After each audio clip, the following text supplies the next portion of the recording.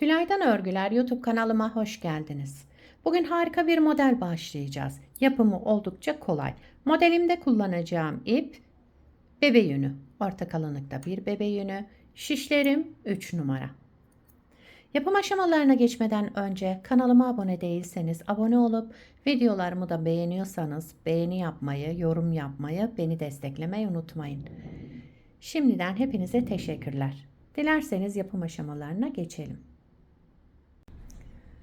İlmeklerimizi alarak başlayalım. Bu model için ilmek sayısı 7 ve 7'nin katları artı 4 ilmek olması gerekiyor. Şöyle. Bakın şöyle. 2, 4, 6, 7. Her model şöyle 7 ilmekten oluşuyor.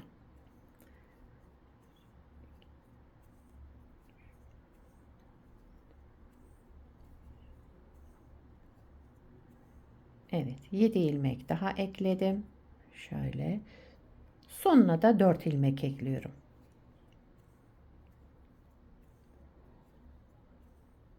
Evet, 4 ilmek daha ekledim. Şu anda şişimde 18 ilmeğim var. 18 ilmekle modelimi kurmaya başlıyorum. Yalnız ben lastik yapmayacağım için bir sıra zemin hazırlayacağım. Şöyle bir sıra ters örüyorum ilmeklerimi çıkardıktan sonra. Siz lastik üzerine başlayacaksanız lastiğinizin ön yüzünde modeli kurmaya başlayabilirsiniz. Ben ön yüzüne geçmek için bir sıra ters örüyorum şu şekilde.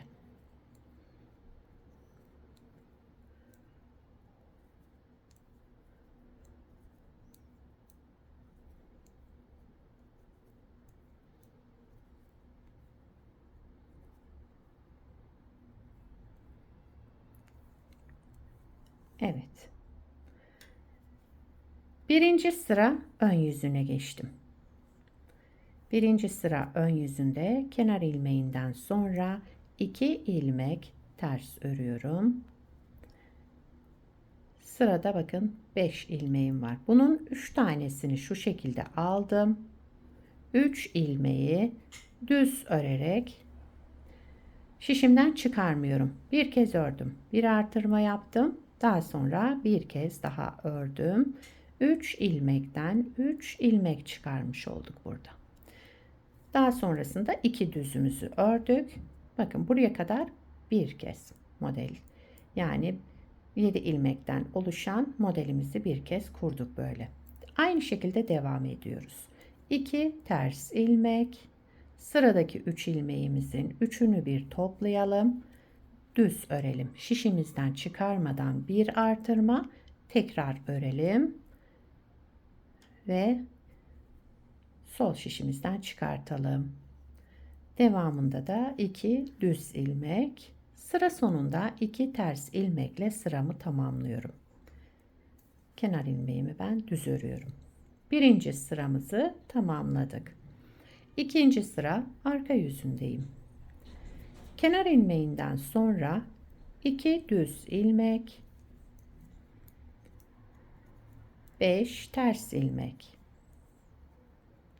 2 düz 5 ters örerek devam ediyoruz. Arka yüzünde 2 düz 5 ters.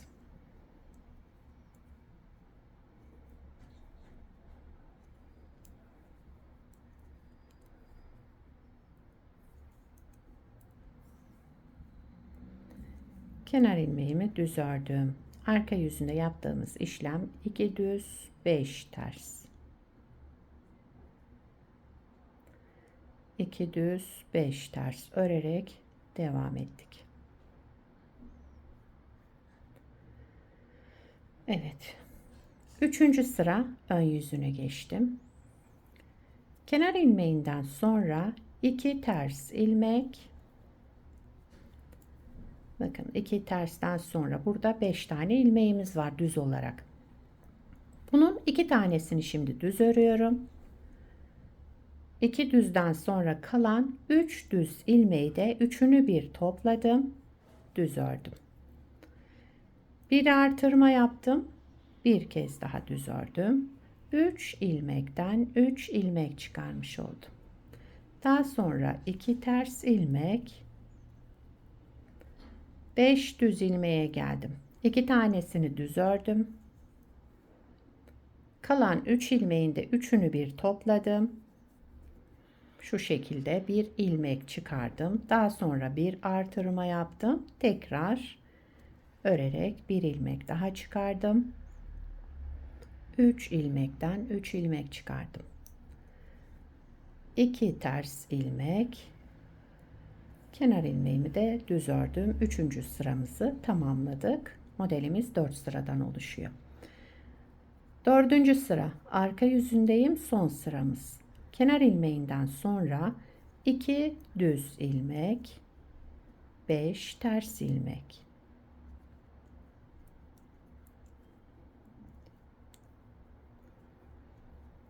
Bakın 2 düz, 5 ters.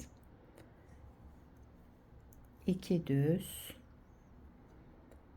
5 ters ilmek örerek sıramızı tamamlayalım. Modelimizi bir kez kurmuş olduk. Model hep bu 4 sıranın tekrarından oluşacak. Kenar ilmeğimi de düz ördüm. Evet, şöyle göstereyim. Model böyle devam ediyor arkadaşlar. Şu şekilde birinci sırada ne yaptıysak yine aynısını yaparak devam edeceğiz. İsterseniz birinci sırayı beraber kuralım. Sadece birinci sırayı kuralım. Modeli tekrar kuruyoruz. Birinci sıra ön yüzündeyim. Beraber kuralım hemen. Kenar ilmeğinden sonra 2 ters ilmek. Daha sonra sıradaki 3 ilmeği, üçünü bir topladım. Düz ördüm. Bir artırma yaptım. Tekrar bu 3 ilmeğimi düz örerek topladım.